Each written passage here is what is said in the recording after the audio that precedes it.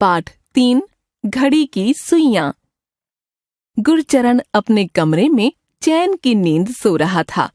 उसे सोता देखकर उसके कमरे की अलार्म घड़ी की सुइयां बातें करने लगीं। देखो देखो, कितने आराम से सो रहा है।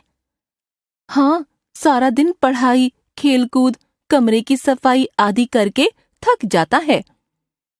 छोड़ो भी, वह क्या थकेगा, थक तो मैं जाती हूँ। ऐसी उखड़ी उखड़ी बात क्यों कर रही हो? मैं तो चलते चलते तंग आ गई हूँ।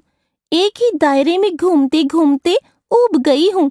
बस रात दिन टिक टिक टिक। ठीक कह रही हो। मालिक से लेकर घर के नौकर तक को हम जगाती हैं। कुत्ते बिल्लियां तक घोड़े बेचकर सो जाते हैं, पर हमारी किस्मत में तो बस टिक टिक करना ही लिखा है। अच्छा सुनो, अगर हम चलना ही बंद कर दें? शुभ काम में देरी कैसी?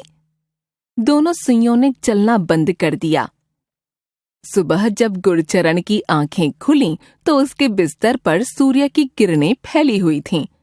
अरे, यह अलार्म को क्या हो गया? घड़ी में तो 2 बज रहे हैं। अब तो स्कूल भी गया। बेबे ने तो कह ही दिया था कि अब से उसे सुबह उठाने कोई नहीं आएगा।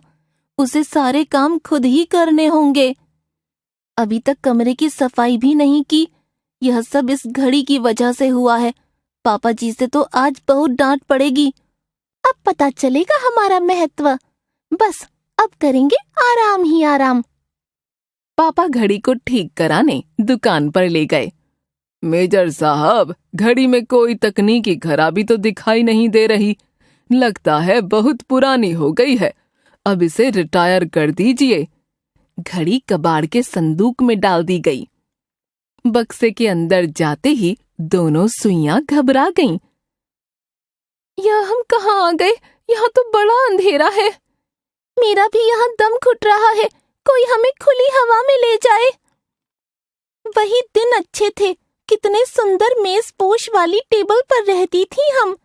पास रखे फूलदान में से ताजे फूलों की खुशबू भी आती रहती थी। गुरचरण कितने ध्यान से मुलायम रूमाल से हमें साफ किया करता था। उसकी उछल कूद से मन भी बहला रहता था। अब समझ आया कि आलसी और कामचोर की इस दुनिया में कोई कदर नहीं। चलो अब दोबारा चलना शुरू करते हैं। हाँ, शायद कोई हमारी टिक टिक सुनकर हमें इस कैद से बाहर निकाल दे। अलार्म घड़ी की टिक टिक अब फिर से शुरू हो गई।